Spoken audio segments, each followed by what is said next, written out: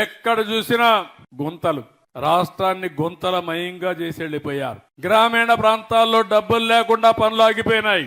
998 కోట్ల రూపాయలు finance commission డబ్బులు ఇస్తే దాన్ని కూడా వేరే విధంగా వాడుకున్నారు. కేంద్ర నిధులు దుర్వినియోగం చేశారు. 4500 కోట్ల రూపాయలు సద్వినియోగం చేయకుండా డైవర్ట్ చేసి మనకు వచ్చే డబ్బులు కూడా రాకుండా చేస్తే అవన్నీ కూడా కరెక్ట్ చేశాం. 998 కోట్లు ఇచ్చాం, మళ్ళా ఒక 275 కోట్లు ఇచ్చాం. ఈ రోజు గ్రామాల్లో 4500 కోట్ల రూపాయలతో 30,000 పనులకు శ్రీకారం చుట్టాం.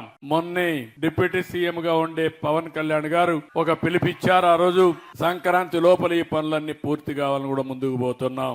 R&B రోడ్స్ అన్ని కూడా 861 కోట్ల రూపాయలు శాంక్షన్ చేశాం.